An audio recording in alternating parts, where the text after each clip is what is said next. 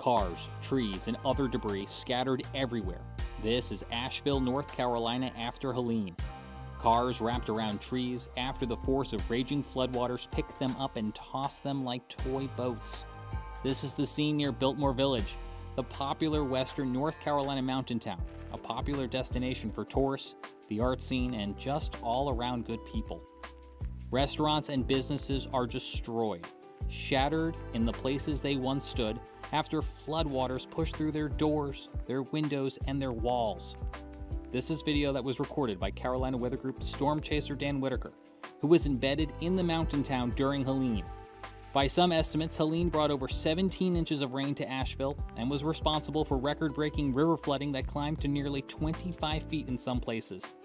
On an average day, those same NOAA river gauges, they typically only read a couple of feet. As of Monday, FEMA had arrived in Asheville, the city's airport, receiving supplies via planes and helicopters. Supplies are being collected at regional airports in Charlottesville, Concord, Hickory, and other locations, and then being flown into hard-hit communities just like Asheville. Many communities remain cut off from the outside world with no electricity, no cell phones, and no internet. It's not immediately clear when everyday amenities will return to some of these hardest-hit areas. If you are impacted by Hurricane Helene, you may be eligible to receive disaster assistance from FEMA. This funding can help you pay for essential items, temporary housing assistance, and repairs to your home and more. There are 3 ways to apply. You can visit disasterassistance.gov, call 1-800-621-3362, or use the FEMA app. And if you live in North Carolina and you're in immediate need of food, water, or other necessities, or you're looking to report a person missing, we have an additional phone number for you. You can call the United Way of North Carolina by dialing 211 if you're inside the state. And if you're dialing from outside the state, you can dial 1-888-892-1162. And welcome to our live Weather Pods Disaster Relief Telethon, supporting the victims impacted by Hurricane Helene through donations to the American Red Cross. I'm James Brierton of the Carolina Weather Group in Charlotte, joined by my colleagues Scotty Powell and Myrtle Beach. From the Stormfront Freaks, we have Dina Knightley and Serena Arnold, and representing Weather Brains, we have Bill Murray. This is a collaborative effort of all of your favorite weather podcasts once again coming together to raise money for the American Red Cross. We already have $10,265 raised when we combine the figures with our telethon we did last fall, and now we are in an active campaign to try to reach a goal of $20,000 to help the American Red Cross aid victims of Hurricane Helene up and down the coast. This is not just a North Carolina or a South Carolina storm. This is a Florida, Georgia, Virginia, and Tennessee operation, and the money raised tonight will go to the American Red Cross to help victims across the area.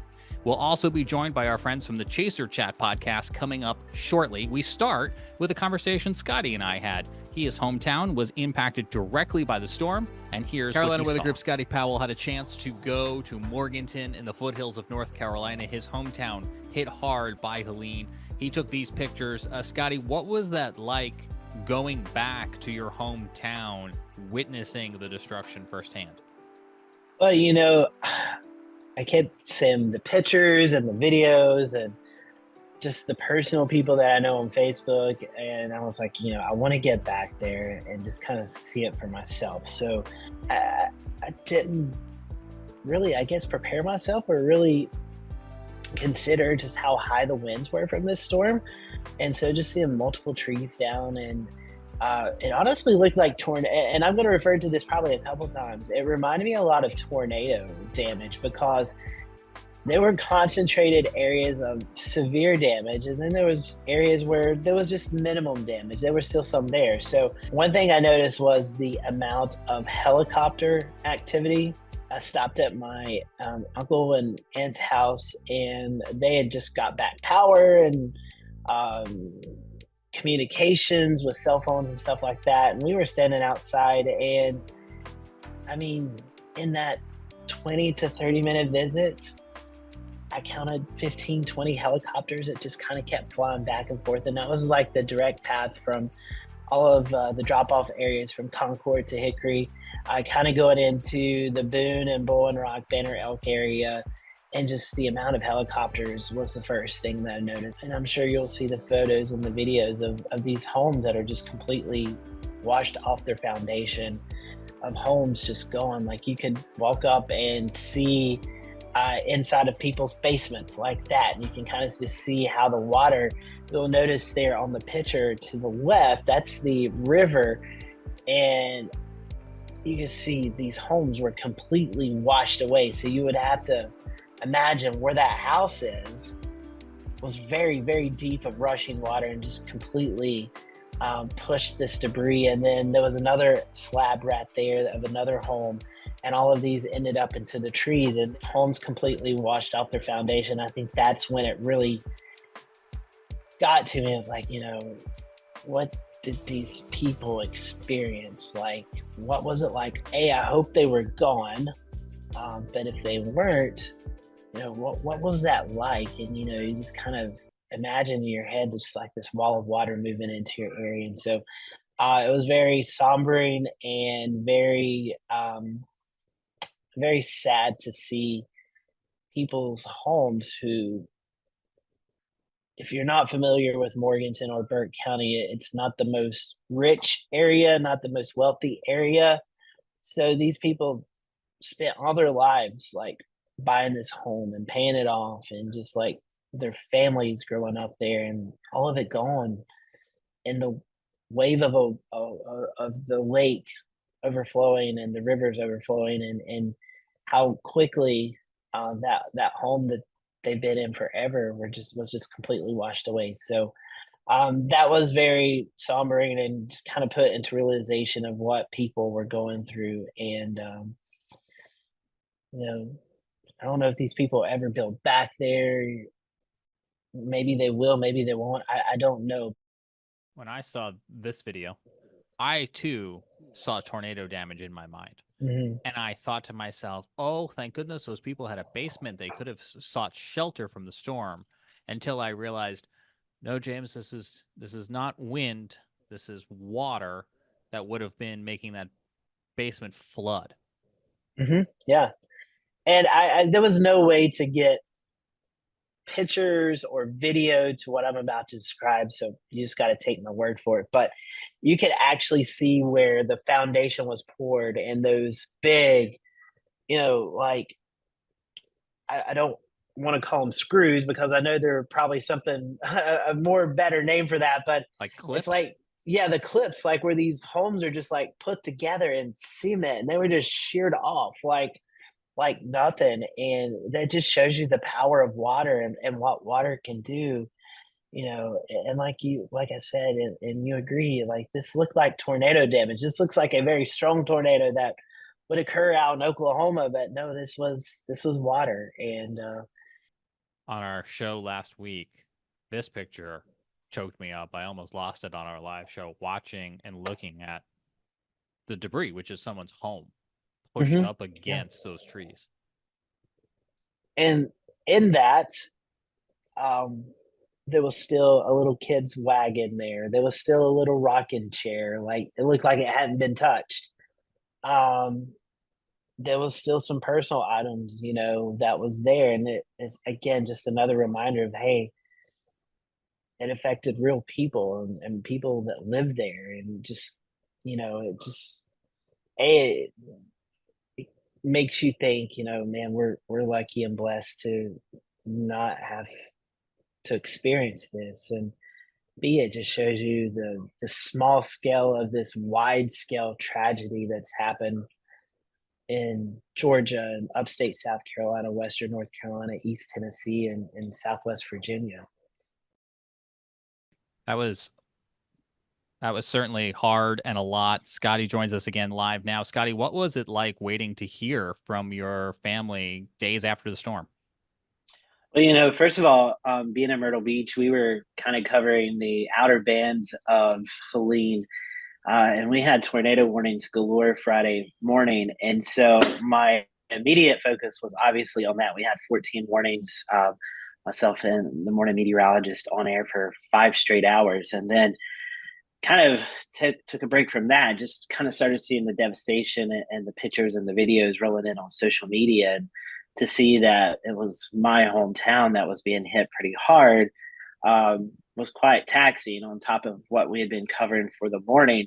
And so as the day went on, you get off work and you try to reach out to family and friends, and all you get's like when you call someone and it goes automatically to voicemail, or when you send a text message and it kind of says not delivered, you kind of think to yourself, and then whatever little service was there, you start seeing people post on social media pictures and talking about how communications are down, power's out, and you start to worry because you're not able to get in touch with family and friends. And so it took, let's say, almost 5 days to hear from everybody that was immediate to me.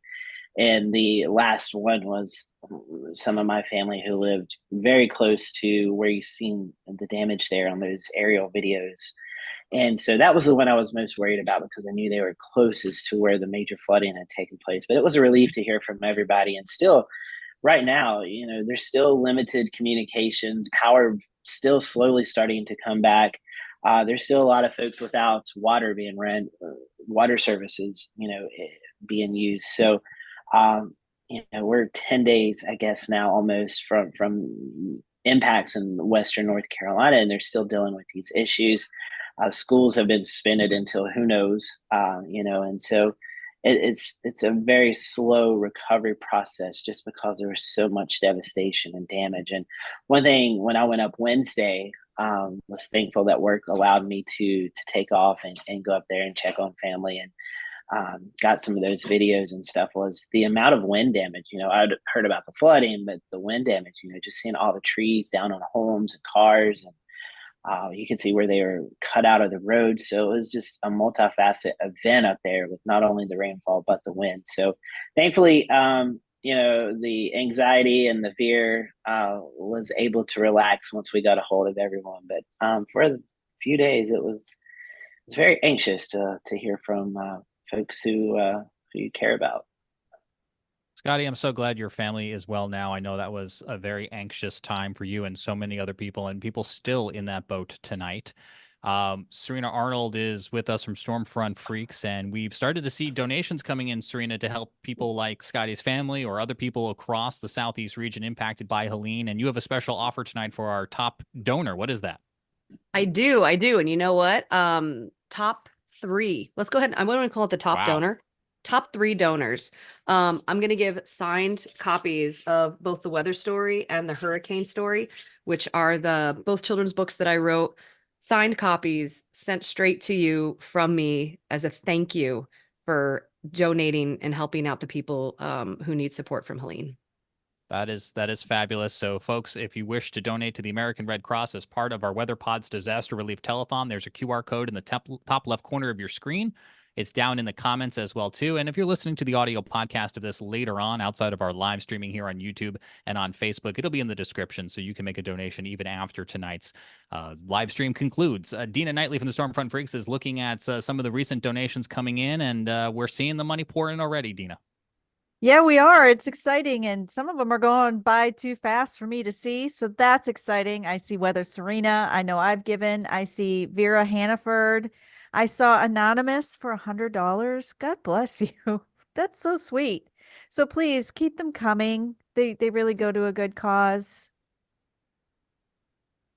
Yeah, we'll continue to track those as we continue for the next hour or so, and we hope that you'll donate to the American Red Cross if you can, or an organization of your choice, because there are so many organizations out there helping tonight.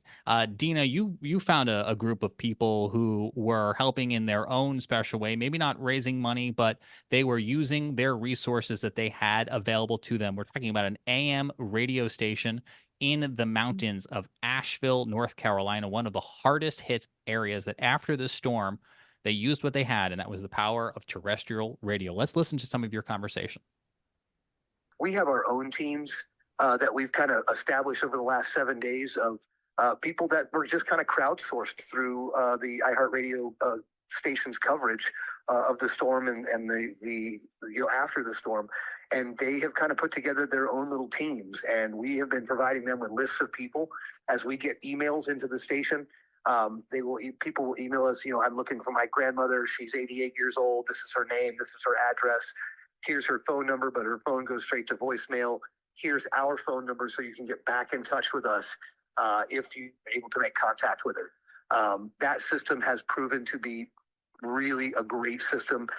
We sent one of our search and rescue and reunification teams a list of 22 people yesterday, and by 7 o'clock last night, he had found 20 of the 22. Wow. We took a call live on the air this morning from a gentleman who lived way up on the top of Mount Pisgah, kind of on the back side of the mountain. The flooding from a creek washed away his bridge, which was his only access to the outside world. Both of them were elderly. Both of them had medication. Both of them needed medication. They needed supplies, and they couldn't get anywhere. We called Chris Henderson, who is he's the same one that found the 20 of the 22. I sent him the information. He actually had a nurse who was volunteering with him today. And just after I got off the morning show, I got a voice message from them that they had found this man and his wife. They were doing okay. They've gotten their medication squared out. They've gotten them food. They've gotten them everything that they need. And more importantly, we believe we've got teams en route over there now to hopefully have their bridge reconstructed so that they have access to the outside world. So where would people find your information? You said you had teams, but how do they contact them? They can reach us at the radio station. Our studio lines are 828-240-9962 or 1-800-570-9962. They can also reach out to us through email. It's ashevillestorm@iheartmedia.com. That comes directly into our studio. We have a team of people that are monitoring that email.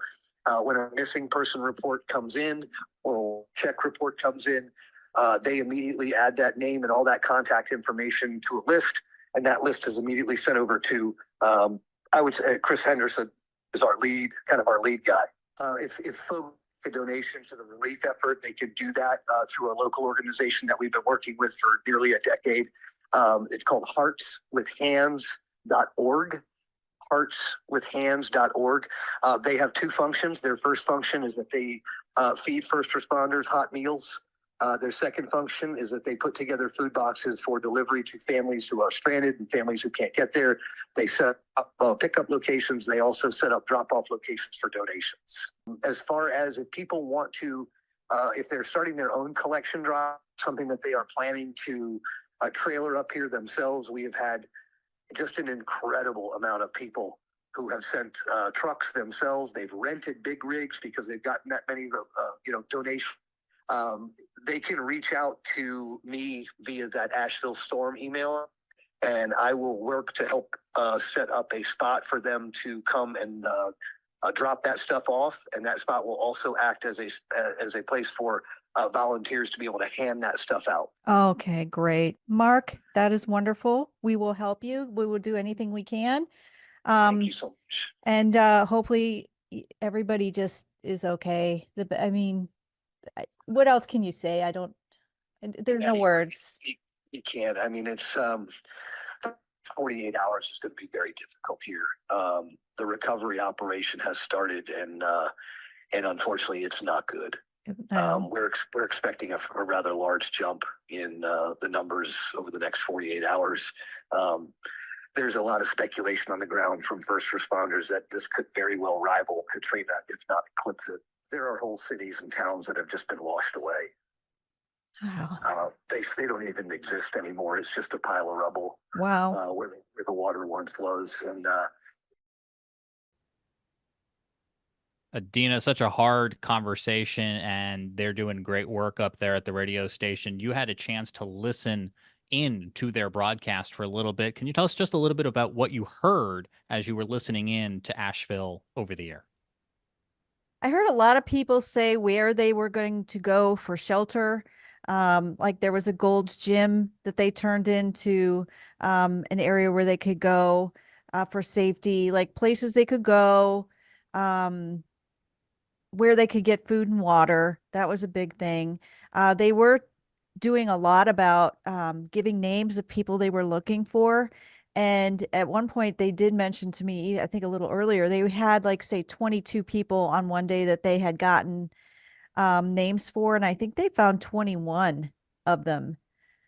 So that was really, I that's pretty amazing to find that Yeah. many that quickly. So it seemed like they had really become that hub of people calling in, because it was really hard to call and get in to talk to them. But the whole time they were just saying, okay, if you need food, if you need water, come here. The Gold's Gym is the one I remember the most, but I think there was like maybe Home Depot and places like that that they were trying to meet. So they were definitely giving crucial information about if you can get out, if you can't get out, if you're okay, just tell us and we're trying to keep track. I think they had some kind of Google Drive going or something with names. But I mean, it seemed like it was going pretty well because people can actually hear the signal. Yeah, absolutely. What an amazing role terrestrial radio plays, and what a great opportunity they were able to do using that power. Thank you for getting a hold of them. I know that was tricky, and I know they're very busy as well too. So we appreciate them taking time to talk with you. As we're continuing on tonight with our Weather Pod's Disaster Relief Telethon, I'm going to hand things off to Bill Murray and James Spann from the Weather Brands, guys. So I'm probably the oldest. I know I'm the oldest guy here, and I've been through a lot of hurricanes in my life. My first one was Hurricane Frederick that came up on the central Gulf Coast in 1979. I've done countless hurricanes, Ivan, Katrina, and I hope people understand that the humanitarian crisis is real. I'm not so sure that the pictures and the video really do it justice until you've been in a hurricane zone like this and dealt with it. It's a long road. It's something you don't fix in a day or a week or a month. It can go on for months and years. And so I'm so thankful to everybody here for coming together to help. And let me bring in my colleague, Bill Murray. And Bill, you've got a special guest and who can certainly amplify what we're all trying to say here tonight. Yeah, James, I was listening to what Dina said there, and it resonated with me because in our big winter storm, the great winter storm that we went through back in, 1993, you became that clearinghouse on terrestrial radio in Birmingham, right? Right. And let me tell you what, radio is still important. A lot of people say it's dead and people just listen to their phone. And I understand that everything changes. It really does. But in a situation like this, it's a lifeline. It becomes an absolute lifeline. It was a lifeline during the blizzard of 93. Some call it the storm of the century. It was a lifeline during so many events we've worked, including what's going on here today. So for those that have been working at those radio stations nonstop, it's absolutely critical. Everybody is a little cog in this big wheel that provides information. And again, I'm thankful for everybody, and they don't sleep, they don't rest, and a lot of these people will not rest until it's over. And they tackle it with a servant's heart. They don't do it for their own glory. They're doing it honestly to help people. So that's why I'm so excited to see all of these good friends coming together here tonight. Amen. And I received a message from an old friend of our podcast and a good personal friend, Jared Rennie, who is a research meteorologist at NOAA's NCI in Asheville. And Jared, I had always read that the place we were going to come as a refuge to climate change was Asheville. But there was this 1916 flood that was our warning that this was going to happen again. Talk about the history there of that, and was that message communicated out in the days leading up to the event? Well, first of all, thank you so much for having me today. I'm glad to talk to you all and good to see your faces. So yeah, you mentioned the 1916 flood. So that was one of the probably one of the worst floods we've had here in the Biltmore area. Biltmore Village and the Biltmore Estate flooded pretty badly. But even more recently, there was 2004. September 2004, we actually got hit with 3 hurricanes. I'm going to botch which one's in order, but it was Ivan, Jean, and Francis. And those 3 had come through and brought a lot of rainfall. Now, each of them individually weren't really that bad, but just it's that compounding effect of adding all 3 is what caused a lot of flooding in a lot of the similar areas. But I think both of those events have been broken by this one, because we had essentially 2 really big events. I think a lot of people may or may not know that we actually had what they call a PRE, which is a predecessor rain event. And that's essentially, we had 6 inches of rainfall before Helene even came here. So basements were already flooding. We already had saturated soils. And then the second event happened with another 6 to 10 inches of rain in the area and the wind that just knocked out a lot of trees and caused all the devastation that we're seeing today. So, at NCI, we'll be doing an analysis of these events, but we got to wait for everything to kind of settle in, all the data to come in, and wait and see what the rankings come as. I know that I was telling my junior at Furman, this hurricane's coming inland where I am at near Tallahassee tonight, but it's going to be on your doorstep in Greenville, South Carolina tomorrow morning. And he was in disbelief. But, your people had to be screaming that same message. When a hurricane is moving that fast, it doesn't have time to weaken. Yeah, and when I was to be clear, my background is in meteorology, but I don't do a lick of forecasting. If you ask me what the weather is going to be tomorrow, I have no idea. You go to Jason Boyer at WLOS, or you go to the Weather Service office in Greer. But what we do is, we were looking at the forecast from Greer. And by the way, the folks in Greer did an amazing job with this forecast, trying to look at the track, talk about the impacts for Western North Carolina. And that's what I was sort of looking at. Is I personally didn't really care about the category, whether it was a tropical storm or a hurricane. I'm not even 100% sure what it was when it made landfall. I don't even know what it was when it got here. All I really cared about was the impacts. And the Weather Service has something called a hurricane threat and impact page that's operated by each of the individual offices. And they basically tell you the threat of storm surge and tornadoes and wind, and extreme rainfall. And I was looking at that. And Western North Carolina was just under purple for extreme rainfall few days before any of this rain came. And I got really nervous because this is our issue here. You had mentioned a lot of people come here, transplants. There's no really local Ashevilleans here. It's all tourists and people coming in, myself included. But it's really the rain and the not just the lots of rain that we get. That's the big problems we had. We had Tropical Storm Fred a couple of years ago with some issues down in Crusoe, which is a little bit west of Asheville. And we're just worried that, things like this would happen again. And unfortunately it did. And Jared, we love all those places in the mountains of Western North Carolina, upstate South Carolina, Northeast Georgia, Eastern Tennessee, places like Chimney Rock. It just makes me want to cry. I know you say, you haven't been able to get out and see those areas. But talk about, the extreme devastation and impacts in those areas and the wind damage, as Scotty was talking about, just incredible. It's so interesting. There are different pockets of, the types of devastation you get. So I specifically live in a town called Candler, which is just west of Asheville. A lot of Candler, we were very fortunate. We had a lot of basement flooding and a few trees down, but not so bad in this area. So we were actually able to venture out. Some of our roads were blocked because of a downed tree or a downed wire, but we had multiple ways of getting onto the main road. And then as you started going closer to downtown, you start to notice that things were a little bit dustier because and cars on the side of the road, because you knew that the flooding had reached that area and there wasn't even a creek nearby. And then I actually have not gone down to Biltmore, the really bad places like Biltmore Village or Swannanoa or Chimney Rock, but I've seen the photos and it's really just not great. I ended up going to North Asheville and Montford. I was checking in on a colleague there from NCEI, and I was still nervous because there were a lot of downed trees in that area and really, really big trees and just on people's homes.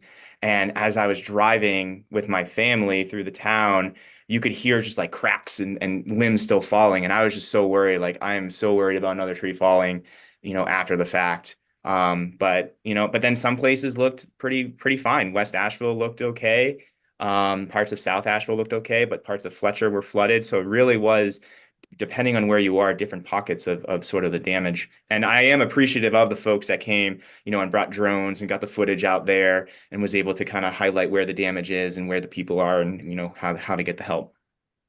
And the reason we're doing this tonight is to raise money for those organizations, especially the Red Cross here, that get in there and help. Talk about the challenges that even you faced, if your home even wasn't destroyed, but just in everyday living in the days after the storm. The first few days it was like a scavenger hunt and not a fun one. trying to find out. We had stocked up on some things, some water, some gas, but we didn't have enough. We didn't, we only had enough for a few days, so we needed to venture out. And of course, at the time we had no power for a little while, and I have an 8-year-old, and when the 8-year-old has no power, they have nothing better to do than to kind of ask you a million questions about things. So we all hopped in the car, and I said, well, let's go down to Greenville just to see what they had.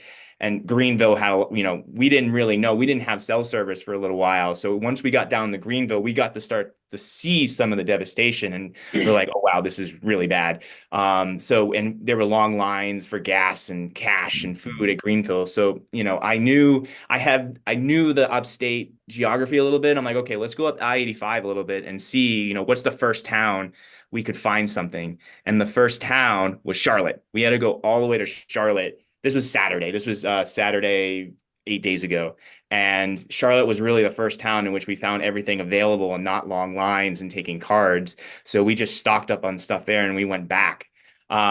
But then every day it was like, every morning it was like kind of like a video game where it's like, what's your objective for the day? So today it's like, okay, I got to go find gas. I got to go get in line for gas today. And then the next day, oh, we need to get prescriptions for not only for my wife, but also for my cat. So we had to go find that and figure that out. So, but with each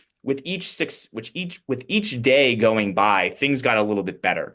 And even now, like, I can pretty much, travel and get things, but not everybody has that luxury. Not everybody has cash. Not everybody has the car to get there. Their one way out is still blocked. So it really is, it's been very interesting to see. Hey, what's the And power already- situation up there, Jared?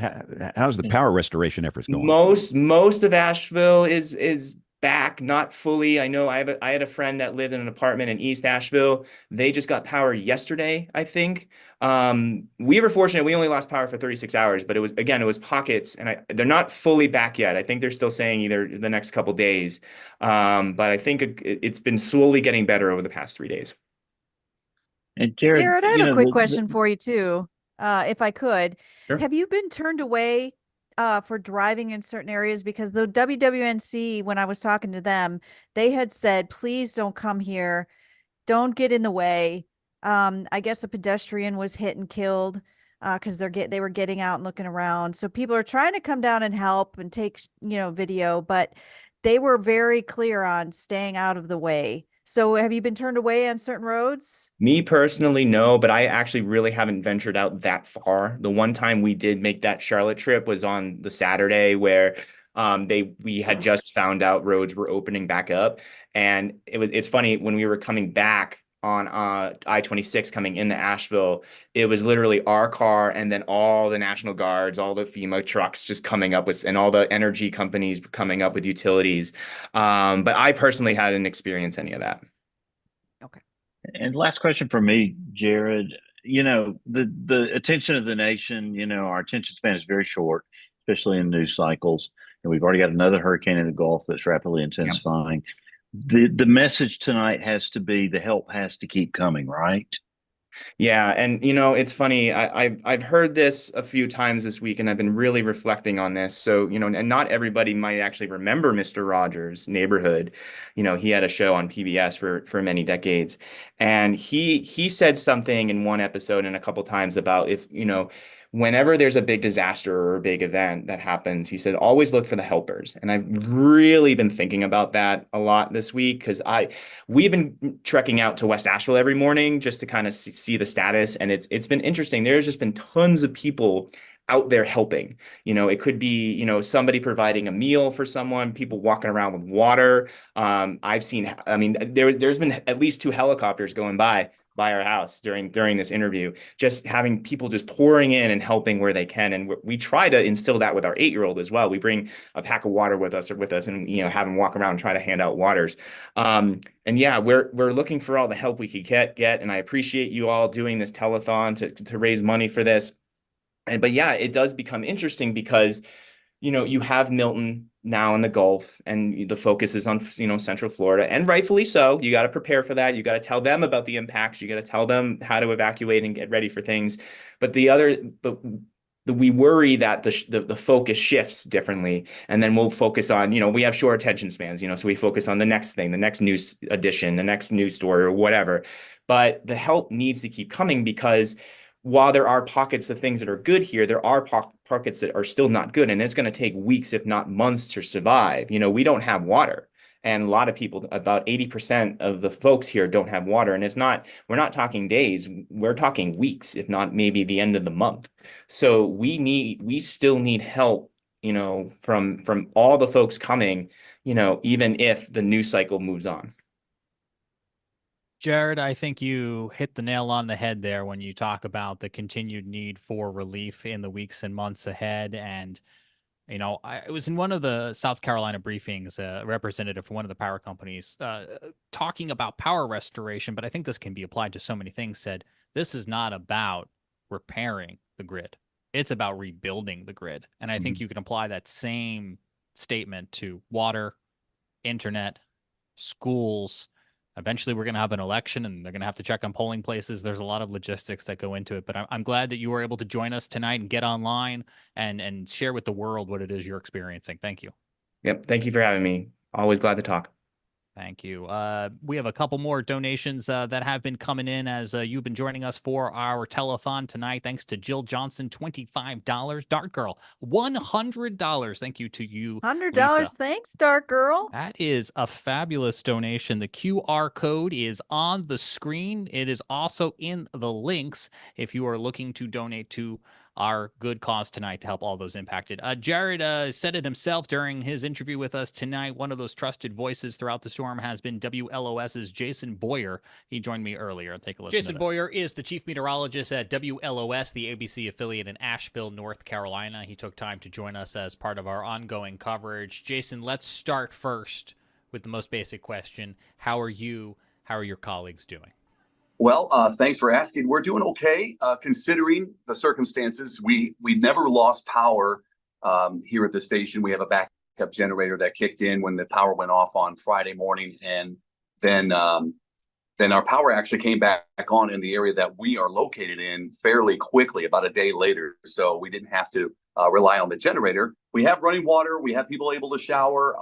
We have supplies coming here too. People have been very generous in the community to help us.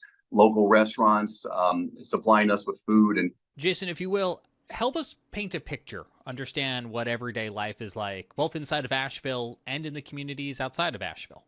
Asheville has it pretty hard right now. Even though there's power on, the water situation is growingly becoming a dire situation for a lot of people because we don't have potable water. And we are able to only get water running in some places in the city. So the entire infrastructure, essentially, of the water system has to be rebuilt. The pump systems took a major hit, and the pipes themselves were completely broken and disconnected and washed downhill and downstream in some cases. So that is going to be a monumental task for the citizens of Asheville and the city itself. Outside the city, water is a major issue as well. Clean drinking water is essential, and it's being shipped in, and we have a lot of areas that are distribution centers going on right now. The key will be getting to people that can't get to those distribution centers. How do we get water to the people that are still stranded, if you can believe that, in some of the more rural and remote areas of our counties here in Western North Carolina? So that's going to be a big challenge for FEMA, the National Guard. They're still actively looking for people, doing wellness checks and rescuing some people at this time. We're about a week after the event, and it's still ongoing. So it's really a slow process of getting some normalcy back in these people's lives. The roads are mostly passable in a lot of cases now, but there are still some that are remote and impassable. So they're using mule teams, I've heard, actually getting to some of these locations, which is incredible to think about. But down in most of the populated areas, the roads are open in most cases. The power is coming back on, and it's just a matter of getting that water. Jason, we've had broadcast meteorologists on our show before, and we've asked them what it's like to cover severe weather outbreak, albeit maybe tornadoes, while they're on TV. This is a similar situation where you're on TV providing a lifeline for your community, but this is also your home, your community. What is that experience like? It's emotional. You have all kinds of emotions, really a myriad of them. We have the disbelief first and foremost that a natural disaster like this could unfold. You have anger because you want people to listen to the message more intently and react. But you have that message of urgency that you have to craft the right way in order not to panic people, but to get people to understand the scope and scale of what could come. And nobody really foresaw this kind of a natural disaster. I don't care who you are. We knew it was going to flood. We knew it was going to be catastrophic. But when you see the force of the water, the damage that it did, and how many areas flooded, but on top of that had roads blocked because of the wind knocking down trees. That scope is just immense. If the tree damage alone occurred and we didn't have any flooding, it still would have been a very big disaster for our area with so many trees down, roads blocked. It would have made, maybe not national news, but it would have been a big storm in that regard. But throw on top of it all the flooding, obviously, and that turned into a deadly situation, unfortunately, for many. Yeah, certainly lots of questions that will be carried with us moving forward. Jason, we appreciate your time. Before we let you go, anything people can do to help out? I mean, obviously, donations are welcome, but I would stress that you go through a reputable source. We have Hearts with Hands locally. We have Beloved Asheville locally. We have the Red Cross, obviously, and those are definitely organizations I would seek out if you want to help. A lot of people want to just physically drive here and come in and drop things off. It's great that they have that ambition and the thought of it is wonderful, but it's very crowded with emergency responders and FEMA and of course the National Guard here. And again, these roads are not the greatest shape. There are roads that are completely washed out. So it's probably not advised you drive here unless you're working with a large organization and they know you're coming and you have a way to get that supply network going and distribute that the supply network to areas. I think that's the best choice, not just randomly coming in and trying to find somewhere to go. It's just because communications are still pretty poor. I mean, my house, I have power now, but the cell service and the wireless Wi-Fi is still down. So no internet and no cell service really at my house. And I'm not in an area that was hit terribly hard. So the areas that were hit even harder, I can imagine it won't be for weeks that they'll have any kind of communication like that. Hey, everybody, we're back. Want to just shout out some people who are giving and kind. Jill Johnson, $25, and the Stormfront Freaks, $100, and Jesus. Thank you, Jesus. Or Jesus. I'm not sure, but it's got a cross, so $25. But we do have a little bit of science behind that. One of the Stormfront Freaks, Brady Harris, talked to Dr. Hobgood about, so maybe we can get a little science behind it. Hey, what's up, guys? Meteorologist Stormcat 5 here in the Weather Center. I'm here joined by Dr. Hobgood, who is a hurricane expert, also was my professor in college. We wanted to do an analysis on Hurricane Helene and why it was so bad and what the people of North Carolina, South Carolina, Florida, and Georgia are still dealing with today from this devastating hurricane. Let's get right into it. So first, Dr. Hobgood, I want to take a look at the landfall of Hurricane Helene, which made landfall in the Big Bend of Florida as a Category 4 hurricane. What we're looking at on screen right now is a radar loop of Hurricane Helene as it made landfall, or as it was about to make landfall along the Big Bend. I don't know if you have an opinion on Hurricane Helene.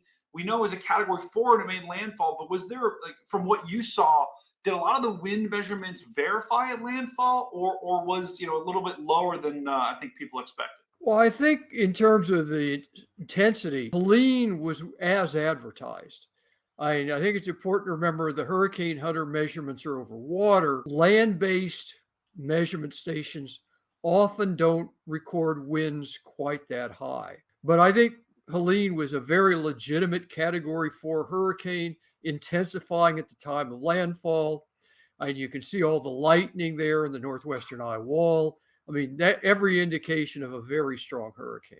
I want to start with the storm surge as well, because that was a very, probably the most impactful thing about Hurricane Helene, and really most hurricanes, is the storm surge. And there was catastrophic storm surge that was forecasted for Hurricane Helene. And looking at the data, a lot of these numbers verified, right? I mean, we did have storm surge of 3 to 5 feet down in Charlotte Harbor and Fort Myers and Naples. Actually, Naples and Fort Myers got the second most surge they've seen in a long time. They had more surge during Helene than Hurricane Irma, which was a direct hit by a Category 3 hurricane. That was a very bad hurricane. It was a Category 5 in the Keys, and I mean, this is the fact that these areas, I've seen such crazy surge with this, is not unheard of, but the west coast of Florida was just ravaged by storm surge. I mean, Tampa Bay, and Dr. Hobgood, you can probably talk a little bit more about this, but Tampa Bay got record surge as well. They were almost 200 or 300 miles outside the center of Hurricane Helene, and they got almost 8 feet plus of storm surge in parts. Helene was just in the right place to drive the water into Tampa Bay, because after the center moved north of Tampa, the wind swung around to the southwest, and that just pushed the water right up into Tampa Bay. And so a number of places around Tampa Bay actually saw record storm surges. Now I want to talk about the power outages because we still have hundreds, if not millions, of people without power across the United States. I think the last time we had looked, 5 days after landfall, we still have 1.6 million people without power. One of the craziest things to me, and because we're going to start to switch gears now, because we've talked a lot about Florida, I do want to talk about North Carolina, South Carolina, and those regions, is the amount of people that are still without power in North Carolina, South Carolina, Georgia. Folks that still don't have power, by in large part, is South Carolina, North Carolina, where we still have hundreds of thousands of people without power. That is one of the craziest things to me, and maybe Dr. Hogwood, you can talk about that. But you would expect the further you get away from the coast, the more, the less the impacts are going to be in terms of power outages, just because the winds are going to decrease. But in this instance, I mean, Florida has come back, and a lot of people are getting back power. But the further north you go, the more people seemingly don't have power.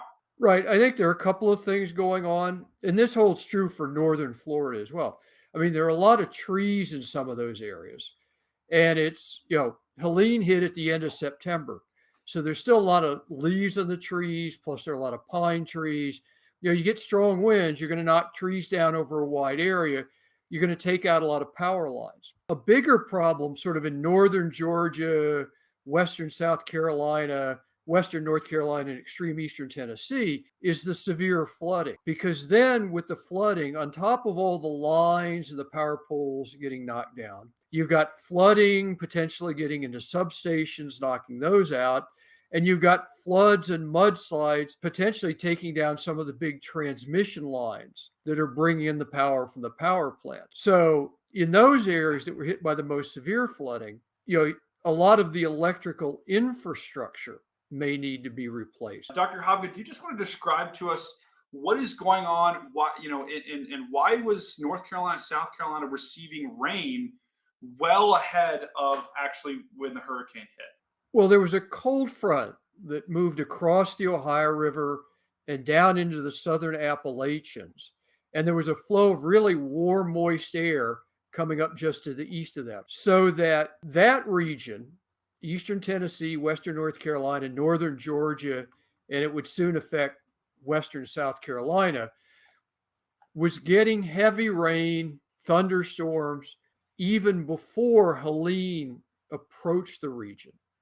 And we call that a predecessor rain event, and it can lay the foundation for really severe flooding when it's followed up by a strong hurricane or tropical storm. Yeah. And that's exactly what you see in the loop. I mean, you see Helene coming up through Florida and then moving over and dropping heavy rain over exactly those same places that got the rain earlier from that stalled cold front. All right, so I think it's important to look at some of the pictures of the devastation. This was one picture that we saw on Twitter, and I want to spread the word about these pictures, not to necessarily be doom and gloom, but just to say, guys, the people of North Carolina, South Carolina, Tennessee, Georgia, they need our help, right? Because their infrastructure is gone, right? They have a major road basically washed away. A lot of these areas like Asheville and others are only accessible by air, right? So and to some degree they are building more roads right now as we speak, but some of these regions, some of these people are still stranded because of situations like this. Because I mean, think about it. Where are the roads? A lot of the roads are in the valleys, right? Because that's the flattest part. That's the easiest part to put a road. That's where everyone normally. That's where the towns are. And think about where the water comes when it comes off the mountain, right? It's funneling all into the valley where the roads are, where the towns are, where a lot of the people are. So people have been devastated by this, and there are a lot of people that still need our help and are going to need our help for weeks, because it could be a long time before the actual infrastructure gets in place where people are going to be able to get access to clean water, to supplies, right? A lot of people can't drive to the grocery store right now because a lot of the roads are like this. And Dr. Hobgood, when you see these images, I mean, it not only is the flooding is bad, right? It is very bad, but it's also the fact that it's knocked out things like roads that are keeping people and keeping the help from getting to the places it needs to go. Right. That's what makes it so devastating, is that we rely so much on ground transportation. I mean, we need those roads to get supplies, even everyday things. And also, you look at something like that, any water treatment plant along that river has been knocked out of service. So there's no water. So you're even trucking in water now. And if you don't have the roads, as you indicated earlier, the only thing you can do is bring it in by air. And I mean, I don't know exactly what this is a picture of, but I mean, I-40, a major interstate, is closed. And it's going to be closed for a long time because of the flooding and the erosion. It makes the recovery even harder when you can't just drive into a region. Well, guys, that about does it for this segment. Please, guys, if you're watching this, you feel comfortable with donating, please do, if you have the means to, because for a lot of these people in this part of the country, this is their Katrina. We're seeing a lot of fatalities and just complete devastation that is going to take months to clean up. There's still people trapped. There's still people without access to clean food and supplies. So if you do have the means, I'd really encourage you to donate in some way. I just want to let you guys know that Stormfront Freaks are behind you. We are thinking about everyone in North Carolina, South Carolina, everyone that's been impacted, in Florida, Georgia, by this devastating hurricane. So please support if you can, but know the Stormfront Freaks support is fully behind you guys. This is Stormcat 5 with Professor Hopgood, hurricane expert. We wanted to just go into what happened, Hurricane Helene. We'll keep supporting you guys. See you on the next one. And we appreciate that analysis and the support from all of the Weather Podcast as we come into another hour of our Weather Pod's Disaster Relief Telethon. I'm the Carolina Weather Group's James Brierton in Charlotte. My colleague Scotty Powell from the Carolina Weather Group is here representing Stormfront Freaks, Dina Knightley, and from Weather Brains, Bill Murray and James Spann. This is a collaborative effort of all of your favorite weather podcasts coming together to raise money for the American Red Cross. There's a QR code on your screen if you're watching live with us on Facebook or YouTube. And if you're listening to an audio podcast replay of this at a later time, you can still donate. The link is still live. You can find that in the description. We have some recent donations. Who are our latest givers? Yeah, thank you, Jill Johnson. I like Inspector Sassy. That's a good name. Jared Rennie and Ryan B. Thank you all for being so kind. We appreciate it. Jared, just on our show, a victim of Hurricane Helene, if you will, as somebody who lives and works in the greater Asheville area, and giving back tonight. How amazing is that? A farmer's wife watching with us on YouTube, friends south of Asheville, already had 7 inches before the hurricane, speaking to that predecessor rain event that both Jared and we were just hearing in our last segment. And, another good point that's been coming into our live chat from Mama G is roads will have to be rerouted in some areas because the rivers have literally changed the terrain. Scotty, we saw a post from Evan Fisher, former friend or current friend of our show, former co-host, and he was showing us on Twitter that not only have the roads have to be rerouted, but the rivers themselves have been rerouted. Did you see that post? I did see that post, and then actually today I saw from the McDowell County newspaper, the river that runs through McDowell County, the Catawba River, has actually reformed the structure through portions of the county. Now it's much wider, so this is history changing, I guess. Now that you have these rerouted rivers, and some of them are much larger, and I know from seeing some videos on YouTube and stuff from Chimney Rock, like the big boulders and things have been moved and now just kind of changing the river current. So I did see that post from Evan, and seen several other posts kind of reiterating the fact that a lot of these rivers have changed for forever now. Yeah, absolutely. And there's a lot of work ahead. The North Carolina Department of Transportation is just one of those many organizations across the region that are taking part in the rebuilding effort. They put out this video to help us understand what it is that they're facing. We're coming into the small community of Bat Cave, and as you can see, we're getting into an area of pretty heavy destruction right now.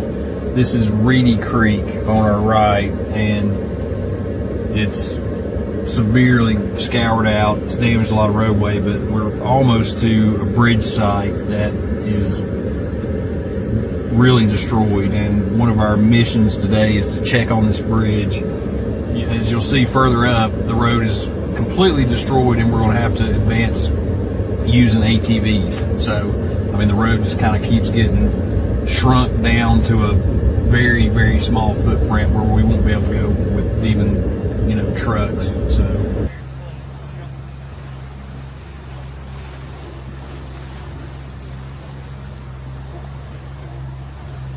we're out here reviewing sites in Division 14, doing site assessments. As you can see, I have a box culvert behind me that's been completely washed out.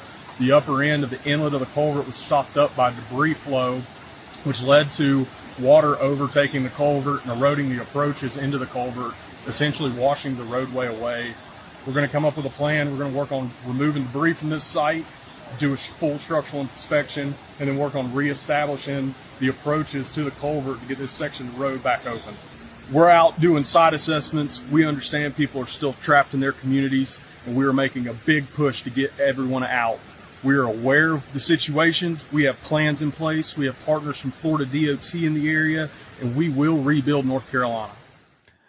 One of the many Department of Transportation and resources that are out there right now trying to take part in rebuilding. As we know, there is also active rescue operations happening, not only here in North Carolina, but across the region, because we know that it's not just one state that is impacted by this. It's multiple states as well, from Florida to Georgia, South Carolina, North Carolina, Virginia, and Tennessee, just to name a few. As part of those ongoing recovery efforts, we checked in with our friends at Georgia-based rescue operation Sirens Project. They are volunteers that go out in the aftermath of storms to help neighbors clear their streets and get their communities back open. They zoomed with us from South Georgia as they continued their operations. Take a listen. Hello, everybody. Jared Smith here with the Carolina Weather Group out of Charleston, talking to Warren Causey from the Sirens Project. He and his team have been on the ground in South Georgia, working through a lot of tree damage from Hurricane Helene. So, Warren, give us an idea of what conditions are like on the ground. Yeah, thanks for having me. And conditions are pretty rough, to be honest. The devastation is really widespread.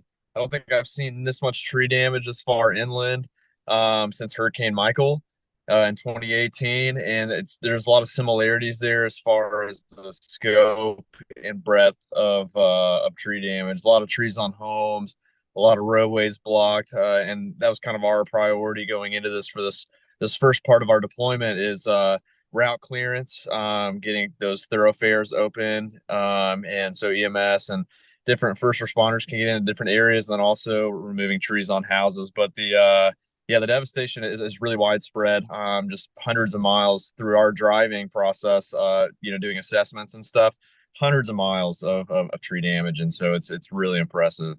So the roads that you've been clearing and everything like that. I mean, it sounds like a lot of back roads, probably. Any like main roads, anything like severely cut off? So the main interstates when we first got here were open. That was kind of first priority right after landfall. Some of the secondary roads, though, especially in rural parts of South Georgia, so we're talking about Adel, Nashville, Hazelhurst, like some of the more smaller towns. Some of those main roads were still blocked, and then a lot of the I guess you could say secondary, like neighborhood roads and stuff like that, and then obviously people's driveways and just the means of ingress and egress out of their property, where a lot of those were blocked, and so it's kind of what we were prioritizing upon our first few days here in South Georgia. How many folks do y'all have on the ground? So we have 6 volunteers here doing work, and that's kind of how we operate. Since we do a lot of technical tree work, we generally deploy smaller teams and kind of work like almost like a nonprofit tree service. I know you're taking a few days, and then you'll be back out into the field next week. What are you expecting to run into? And give us a little idea of what your plans are. Yeah, I think when we come back, we're going to do another round of generator deliveries. So, in addition to the critical route clearance and hazardous tree removals, we're also delivering generators to rural parts of South Georgia, to family with critical needs. Some of our generators ended up at a youth impact center just outside Valdosta, powering some life-saving medical equipment for some children there. And so that's kind of important, especially at the very beginning of a disaster like this. The first 6 to 12 hours, it's really important to get those generators in the right hands because a lot of those medical and critical needs need to be met fairly quickly. But yeah, we're going to do another round of generators just because it seems like the power situation might be pretty dire for the next 30 days or so. And we'll also do some more tree removals, some hazardous tree removals, trees on homes. So it looks like there won't be any shortage of that even going into next week. But we also have some contacts in North Carolina that we're talking with, some sheriff's offices up there, that once the roads do open and heavy equipment are allowed in, we'll probably focus some efforts up there as well to do some route clearance. They've requested some heavy equipment teams, chainsaw teams, also teams that have experience removing trees off of homes up there as well. So we're keeping it open, and I imagine we'll be all over South Georgia, East Georgia, and Western North Carolina, over the next, probably into early next year, to be honest. I think this is going to be one of those responses that's going to go well into the first of the year. Warren, really appreciate your work. And again, glad to have you back here, talk about it. And we'll probably have you back at some point down the road to get a progress check, see how things are going, and see how folks are recovering, because this story is going to be one that we're going to need to be on for months, maybe years. So again, Warren Causey, thank you so much for joining us in the Carolina Weather Group for our telethon here. That's Jared Smith talking to Casey there from Sirens Project. One of the things that we all have been battling, whether you're a broadcaster, an emergency management official, somebody who has just been living through this, or you're seeking a friend or a loved one, is sifting through information. There has been an unbelievable volume of misinformation, leading organizations from FEMA to the town mayor of Lake Lure having to come out and ask people to stop spreading misinformation. Here was the message she posted on Facebook. Take a listen. My name is Carol, and I'm the mayor of Lake Lure, North Carolina. Our small community has been devastated by the historic flooding caused by Hurricane Helene. A video recently circulated on social media and TV news about a South Carolina man using his private helicopter to help rescue stranded flood victims. While the rescue mission is still ongoing, we want to clarify some facts. Last week, a brave man named Jordan Sidham flew his private helicopter to the area in response for a call for help. We are thankful for him and to the hundreds of other volunteers who are still helping us with rescue efforts. Mr. Sidham landed on a bridge that serves as a critical and only connection with first responders, who are trying to coordinate land, air, and water for dozens of people at the time. Apparently, A law enforcement officer from another jurisdiction said something to him about an arrest. Although this person doesn't work for Lake Lure, we regret the misunderstanding terribly. We still need help from anyone with the expertise or equipment willing to help rescue and rebuild, and would never arrest someone for trying to help. Many things that have been said about the Lake Lure Fire Department staff and what is happening here in Lake Lure are incorrect. We've put some facts about what actually happened on our website and encourage anyone watching this video to go there and learn for themselves for the facts. Thank you for your support.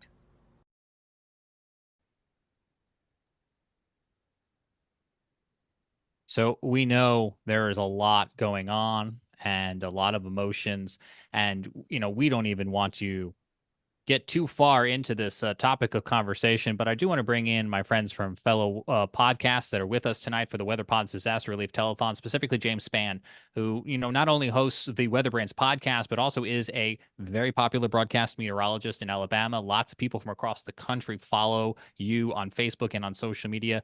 And James, I know you've been battling this tug of war with trying to get information out while trying to shout louder than all of the nonsense. And what it's become an unneeded distraction to what we're trying to do. It's to help people. I remember so much about this great country over my long life where we would come together after horrible weather disasters.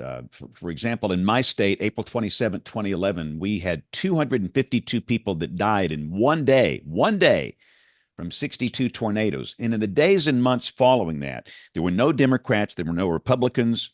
We were just Americans, Alabamians, trying to help each other. And you look back at a Hurricane Katrina, you look back at a 9/11, it was the same kind of thing, that those events unified the country. And I'm afraid that's not the case in this one.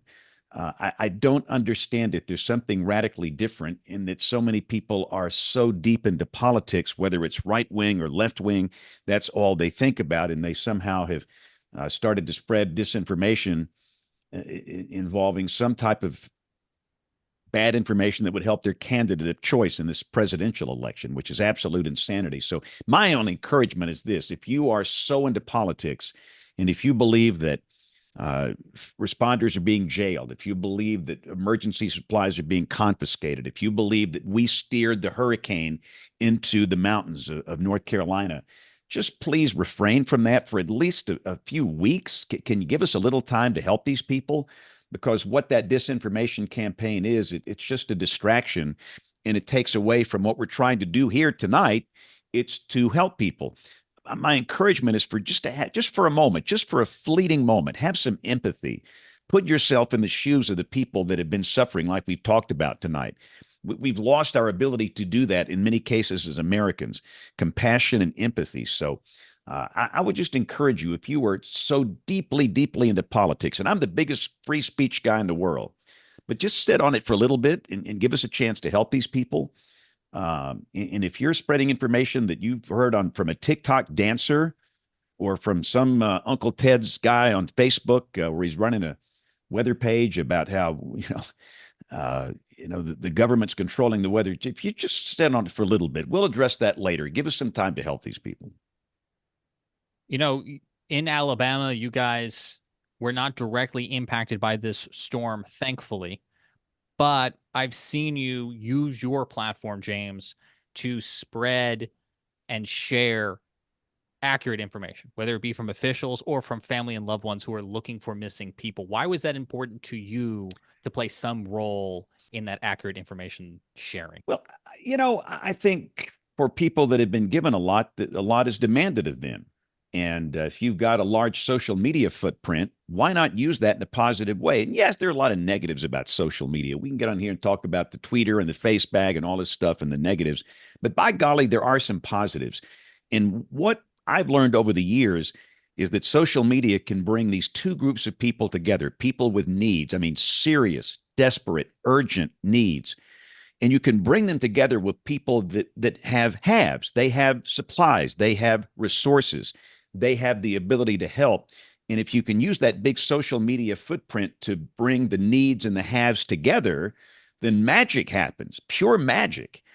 And why not? Why not do that? And so that's what I've tried to do in the last week after, in the days after Helene, and I think it's worked out pretty well. And um, obviously, we have another one coming up on Tampa here this week, and I think it's the same kind of thing there.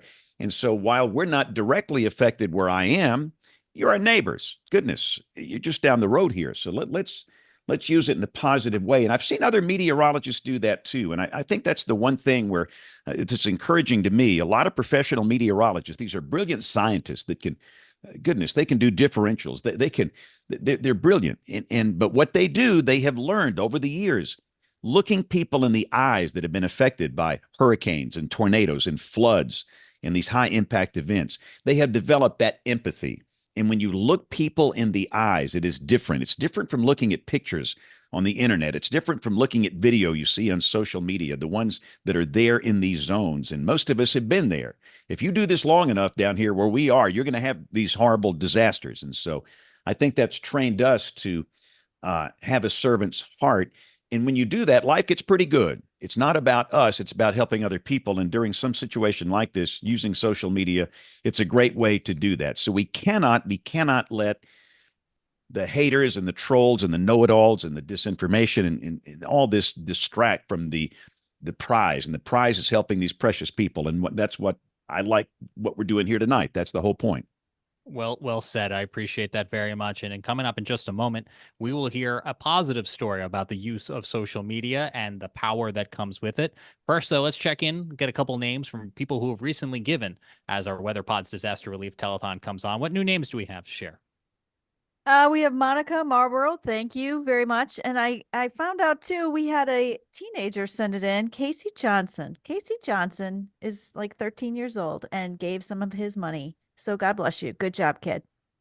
Thank you so much to everyone who continues to donate. We have a QR code on the screen right now to donate directly to the American Red Cross as part of the WeatherPod's Disaster Relief Telethon. There are other great organizations out there as well, too. So if you feel moved to help them out, by all means, we do encourage that. One of the other weather podcasts who has teamed up with us tonight to bring this presentation to you is our friends at Chaser Chat, who talked to Sean Hendricks. He is the chief of staff for Mr. Beast, a very popular YouTube channel based right here out of North Carolina, and they used their influence to deliver Starlinks, one of the many tools helping Western North Carolina reconnect after the hurricane. Take a listen. Hey there, folks. I've got Sean Hendricks on the line right now. He is part of the Mr. Beast crew, and he is also from North Carolina, as that's where Mr. Beast operations are ran out of. Sean, how's it going today? Good. We got DOT starting to catch up to us where we're at on these rescue efforts and getting the roads open. We've been focused on getting life-saving supplies up to people that are up in the mountains. There's no roads left. This isn't something you can in a couple of days. But they have been building roads for us and getting us closer and closer. Supplies are starting to roll in. We're no longer limited to one bottle of water a day. So that's great. We're actually starting to see some food and water come in. Water's actually pretty good today. Not seeing much of an issue. But yeah, big, huge swing. This is the way it is always in these areas. It's really bad, and then it starts to pick up really fast as everybody gets here and all the stuff starts rolling in. So it sounds like it's a momentum play where things start to snowball in the right direction. That's right. Yeah. There's no water, and it's, oh my God, we need to move more water, get more trucks, get water out to people. But the thing to remember is when we're doing good down here in the city, we're still trying to get to people who are living way back in these mountains. This is a pretty mountainous area. It's rough. And the amount of water up here was over 30 inches. And we're talking about it carved. It's not that the road pavement's gone. The road bed's gone, right? It's now a canyon. There's not even a place to clear off, right? We're talking, I don't know, I'm speaking out of turn here. I'm not a transportation expert, but my mind to recover that Earth has been reshaped by this water flow. Now, a couple of things that I wanted to ask you about, because I've been following along your Twitter timeline, and there's been some really interesting stuff that I think we haven't seen before with disaster recovery efforts in the past. Could you speak a little bit about how Starlink is helping everybody this time around? Well, it's something that's so catastrophic. There's no cell towers. There's no electricity. We're back to the Stone Ages, right? Ham radio is wonderful. It still is. Radios are for point-to-point, team-to-team, local communication. But ham radio is much harder to get out of what or to get information out of what we need in this area. So local comms, point to point, ham radio. Starlink gets us out and tells people what we need to come in with.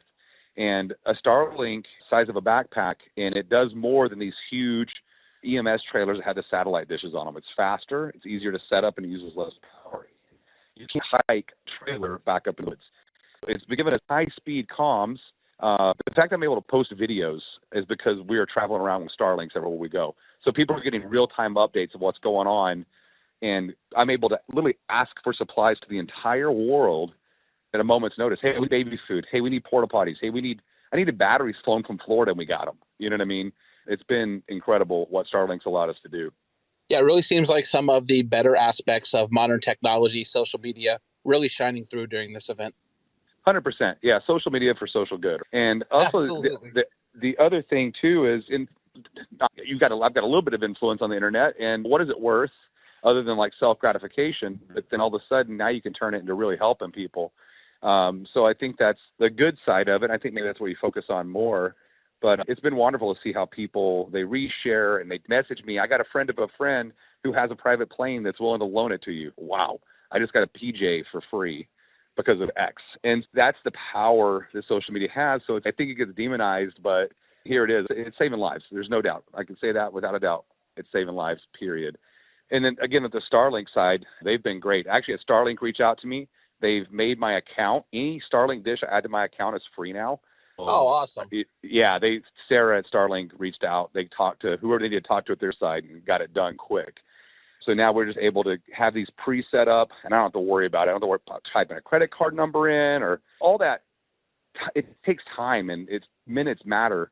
And so the fact I can just turn it on and it's just on my account and paid for, it saves us 10, 20 minutes every time we set up. I don't know if I can explain how massive that amount of time is. Oh, it absolutely sounds like it would just add up if you had to keep doing it over and over again. And the last thing I wanted to ask you about before we talk about how people can help if they're so inclined is drones, because I see you guys are working a lot with those. And I imagine, especially given the terrain, and like you mentioned, it's not just roads that are gone. It's like literally the entire road bed that's gone. How are drones helping you guys to actually get supplies out there, help find survivors, that sort of thing? Two ways. Thermal drones tell us what houses have people in them, right? We see warm pipes. We see people out cleaning up their yards. So we go through with thermal drones and tag them. And then we could send a drone that has a speaker and a microphone on it. And they come back to me. We basically fly it down there, and they talk to the drone and tell us what they need. I need baby food. I need heart medicine. I need oxygen. So we don't just bring them protein bars and water when the guy needs his heart medicine. So we're able to target life-saving, because we just can't get these people out. There's no getting these people out of the situation. We're talking miles and miles of washed out roads.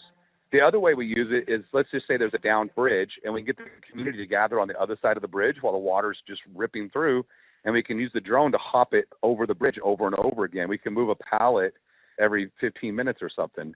And so it lets us, that last 100 feet that we can't cross, get stuff to people. So that's been pretty. Carolina Secretary of Health and Human Services.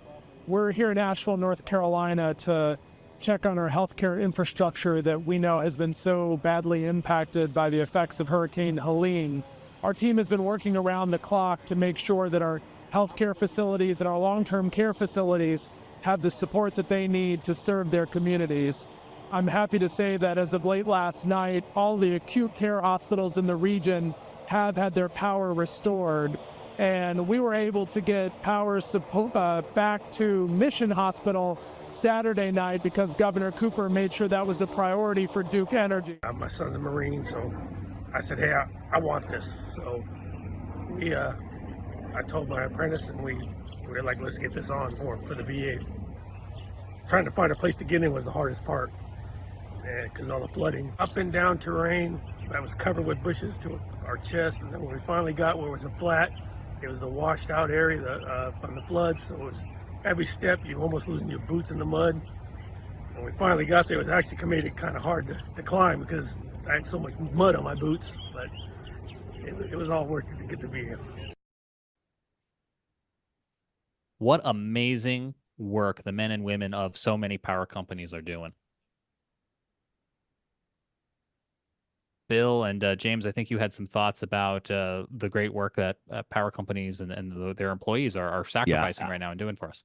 I did a FaceTime call with the lineman that was working in your neck of the woods there, and they have been up there obviously since it happened. And of course, they planned for this. This is something that they're good at this. They know how to do this, and they once they see a system like this forming, they make their plans. And I think it's been amazing. And I think people don't really appreciate what they do. They're basically rebuilding infrastructure here.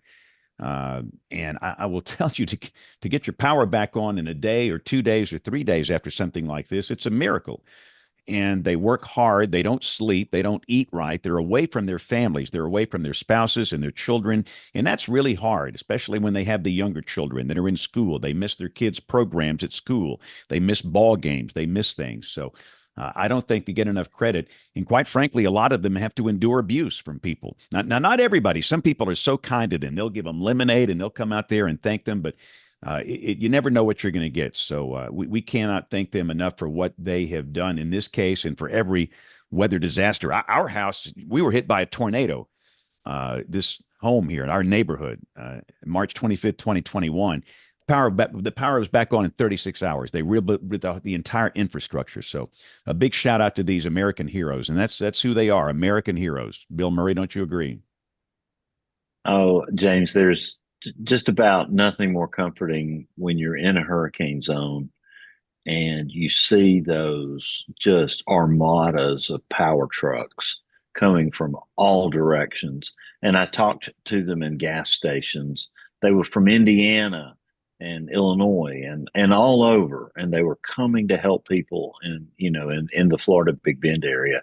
And they're going into areas that they don't know, areas that are dangerous, and they're taking their lives into their hands. And I had to stop and tell them thank you, because I mean it was amazing, and it just gives you a great feeling when you see them. We have great friends at Alabama Power, our utility back home, and they like James said, the planning is just intricate to make sure that they have all the resources, and I know all the other utilities do the same thing. So this mutual aid pact that they've all got going is really amazing, and it's the difference between civilization and no civilization in the wake of one of these disasters.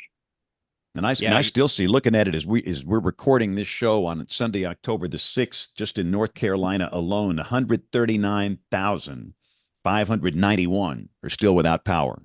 They're not done.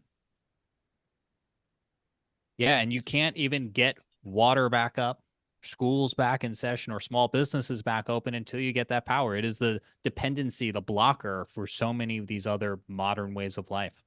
And here's the thing, too, you have to understand.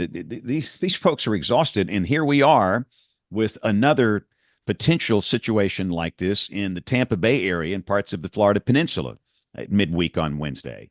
And so they're going to have to not only continue power restoration efforts in Georgia, in South Carolina, and North Carolina, but also plan for this new Milton hurricane coming in. And it's putting a strain on them. But again, the planning, they're so good at what they do. I have been into their storm centers, and I have seen a little bit of the way the sausage is made, and it's just remarkable. So, but again, if you see these people, please don't be mean to them. And I know that folks that listen to this and watch this, they're not, because they're weather dweebs. And I think weather dweebs understand that. But just encourage your neighbors to be, just an encouraging word. You don't have to, make them a lunch or whatever. That would be nice. But just an encouraging word goes a long way. I've seen so many Alabama Power Company crews in some of these areas where they'll see signs out in people's yards. Thank you, Alabama. And that means so much. The kids, 5, 6, 7-year-old kids will make these little signs. And that means so much to these workers that have worked so hard. So just an encouraging word goes a long way. Yeah, absolutely. A lot of hard work, and as James just said, we hope the best in the days ahead as another system gets brewing here at the peak of hurricane season, so that we can get so much of the country back up and running. Florida in the sights once again with this storm system that is on target to impact them so much of the state here in the days ahead. Looking back at what Helene did, Stormfront Freaks Phil Johnson spoke to a local small business owner who's working to get back on his feet. Take a listen. So Phil Johnson here with Stormfront Freaks, and we've got joining us is Robert McGraw, who is a small business owner of Ami Coconuts down in Anna Maria Island, which is in Florida and near Tampa. but certainly was hit and devastated quite a bit by Hurricane Helene. And this is all part of our Hurricane Helene recovery telethon, and really just trying to make sure everyone's aware of what everyone's dealing with. And so I guess what I want to first find out a little bit about from you, Robert, is what day was it that you were able to go back onto the island and check out your business? We were here How Friday, soon was that? We were here Friday morning. I mean, as soon as we were in the first group of people that they started letting people out here at 10 o'clock. We got out here at 11. So, I mean. So tell me about what was that like as you're crossing the bridge, heading onto the island and heading towards your business? What was it like? Mostly 4-letter words. It's a weird feeling because everybody going out there has an island tag, we call them. It's an emergency tag. They won't let you on the island without it. And just having that tag on your dash,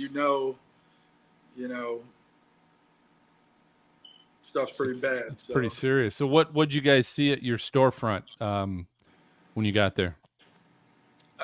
We saw water damage, man. 4 feet. We got 4 feet, 3.5 feet in our store. Sludge on the ground. Just a line of destruction around the whole room. You can kind of see some of it. If you look, this is our little store right here. So we didn't actually do half as bad as most people, and we've got it pretty cleaned up right now. So, what were some of the? Obviously, I'm sure you've got a lot of good relationships with some of the other business owners and even residents there. What's some of the mess that they've had to clean up, or are they still working on it at this point? Oh yeah, let's go for a walk. First day we came up here and we came to our store. We took one look and we were like, well, our store's not that bad. Let's go check out Cortez, because we knew the fishing village got it real bad. And that's where we store all our coconuts, is down there at AP Bell Fish. And, they're a little lower lying than we are up here on the island. We just went down there and kind of handed out tacos for a couple of days and tried to keep those spirits kind of high down there. And then came back up here and got to work. We got to wait for insurance people to look at stuff, and got to do a lot of waiting in these situations sometimes. The lumber yards there, right there. Yep. They've been taking care of people, helping them out, putting boards up. Shout out to Island Lumber. It sounds like you're all kind of helping each other out quite a bit. It's probably not the first rodeo some of you have been through either, I can imagine. Absolutely not, man. But it's the worst one, so it's been weird. It's been a lot of resilience going on. This is Tony's True Value. He had like 5-foot waves right here, just 6-foot waves crashing into his store. They took out his window. All of our first floors are pretty much empty, so things are pretty bad right now. You see some garbage stacked up on the street. A lot of stuff got cleaned up today, though. What's the expected turnaround, Robert, for businesses to kind of be back in business and back going again? Well, what's that time period? The government just told us 45 days, so until anybody can rent spots out here and come stay. But the businesses can be back up and running as soon as possible. Well, do me a favor. I mean, it's certainly great to hear that in the face of that kind of disaster, that people are coming together and people just can have a great attitude and do that. Tell me a little bit about I Am Coconuts, what your business is and what you guys do for people. Ami Coconuts, yeah. So the Ami comes from Anna Maria Island. We sell coconuts. We make coconut drinks with the water that God puts in the coconuts, and we deliver them to people. So that store that you saw was our first retail store, and it was set to open on Friday, and the storm hit Thursday. Oh, and we put a lot of work into that place. Well, again, hopefully via this telethon, we're getting the word out, Robert, about kind of what's going on and what people in the path of Helene have been dealing with, and certainly help to drive some donations to the American Red Cross to kind of help with some of these relief efforts and needs that people have. So appreciate that. And we'll look at all that. Man, no problem. This is all the sand from the beach that came up here that we had to dig out. Thanks to Phil Johnson from Stormfront Freaks for that interview, because we know so many states have been impacted by Helene and more tropical threats still in the season ahead. As we begin to wind down here on our WeatherPod's Disaster Relief Telethon, you can still donate. We've just crossed the $11,000 mark. Thank you so much to everybody who has been donating tonight or was previously taken part in one of our fundraisers here. This has just been amazing. In the past hour alone, we've raised over $1,000, and I know we had about $2,000 that came in even ahead of tonight's telethon. This is combined with efforts that so many of you WeatherPod fans helped us build up this money over the course of the last few months with a big push for our fall drive just at the end of last year. So, Dina, I think we have some new names. Yeah, we do. We have Jim and Elaine, they gave, Jessica Gallagher, and then, of course, we've had Vera Hannaford, Dark Girl, of course. I love Casey Johnson, young kid who gave his allowance money, Jill Johnson, and I love Inspector Sassy. I like that name. So thank you, everyone. Thank you. So many people joining in the conversation with us tonight on YouTube and on Facebook, and we appreciate you guys joining in and being part of not only this virtual audience, but this virtual community. We could not do this without you. We appreciate you showing up tonight to support what we are doing to help the American Red Cross, help the people impacted by Helene. We still have a few more minutes. If you want to donate live with us and get a shout out, QR code is there on the screen, or in the chat is the link to donate. And if you're listening to this later, we would still welcome your donation. If you're listening to an audio podcast replay, there's a link to donate as well too. And there's other ways to help out. We know not everyone can afford donating, whether that is donating physical goods or donating of your time. There are other ways that you can help contribute. And our friends at Chaser Chat talk to just Hey there, one of those folks. people. I've got Sean Hendricks on the line right now. He is part of the Mr. Beast crew, and he is all. Okay, I think I did it, guys. It's about time I had a misclick. I think I rolled the wrong video that time. Uh-oh. I'm going to look for it here, but they talked to a volunteer who was on the ground with his fiance, bringing in supplies, just like water bottles and food, to help the folks of Western North Carolina. So it looks like I don't have that video available to us right now, but you can find it in the Chaser Chat audio podcast feed if you want to hear more about what they were up to. His name was Josh Griffin. He's been donating via GoFundMe. He's been one of those many people boots on the ground. And Dina, I think you mentioned this earlier too. If you're going to be a boot on the ground, we will really hope that you coordinate with emergency services or some sort of official recovery operation, so that we don't have a lot of people acting individually in a very dangerous area. Yeah, be careful, because they have said people have died just by getting hit. They were pedestrians. They got out to look, got out to take pictures, and maybe some were just there trying to help. But sometimes, as much as you want to help, you got to be real careful, because you might be getting in the way. So definitely just be cognizant of where you're going. Yeah, absolutely. There will be many more ways to help out in the weeks and months ahead, especially as other tropical threats present themselves and the need for assistance could grow. That is the time of year that we are unfortunately in.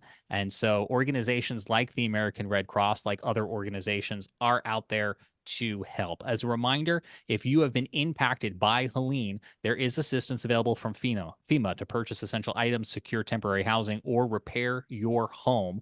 There are 3 ways to apply for FEMA assistance in the affected areas. That's disasterassistance.gov, 1-800-621-3362, or you can use the FEMA app. In North Carolina, you'd have to be in one of these counties on your screen. Mecklenburg County has recently been added. South Carolina, the list is here too. This is just a little bit of a video clip from the Carolina Weather Group show. So we had those 2 states selected, as well as a number in North Carolina that you can dial. It's 211, or out of state, it's 1-888-892-1162 to reach the United Way of North Carolina. They are assisting with reuniting people who have been separated by this storm. And we know so many other states have been impacted as well, too. I want to allow our friends here from other weather pods to give some last words. But first, I just want to give my thanks and praise to everyone you've seen here on the screen tonight. The Carolina Weather Group, this has been a disaster playing out in our own backyard. And in the immediate aftermath of the storm, I sent an email out to our collaborative and said, we need your assistance. We want to do a telethon. Will you help us out? And all of you guys replied within minutes to say, yes, we are there. What can we do? And I jokingly said, I don't know yet, but my God, you responded so quickly. Thank you. We're happy to help.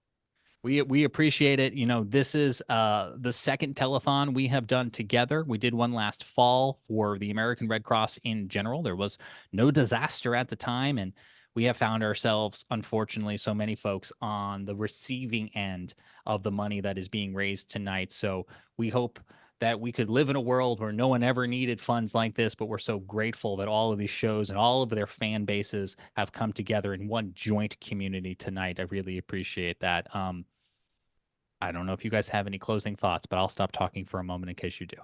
And then listen, some people are going to watch this or listen later, not watch it live. That's the way it works on our show. Most people watch and listen later. And this is a chance for you to really make a tangible difference in somebody's life. One day, guess what? You're going to blink and you're going to be some old creeper guy like me. I mean, life goes by fast. And what are people going to remember you for? All that really matters is how you treat other people, how you help other people. And I don't want anybody to have any regrets where you think, man, I wish I would have helped these people. So just take the time and whatever, $5, $10, whatever you can do. Some of you can do $1,000, and it will make a tangible difference. And that will be honored. You do the right thing, and that will always be honored. Bill Murray, don't you agree? Yeah, James, we think nothing about doing a $25 super chat on a YouTube channel that we love, or, something like that. Here's, a chance to really give for a cause. We as meteorologists spend our time, trying to prepare people for these type of events, and our hearts are broken when the worst comes true like this. And here's a chance to give back just a little bit. So please, in this way or in any other way, please make sure that you find a way to help, because as James said, this is what we want to be remembered for. I'll say 100%, Bill. I do have two more shout outs to Anonymous for $50, Tanya Griffin, Mama G, sending money. Thank you. I mean, just think about, there's somebody out there who's going to benefit from that, and that's got to make you feel good. And I hope that even our donations just help somebody who needs it. Yeah, absolutely. What an amazing philanthropy our audience has come forward with. We are treasured each week. We are delighted each week when you guys come forward to trust us with weather information or to sit and talk science.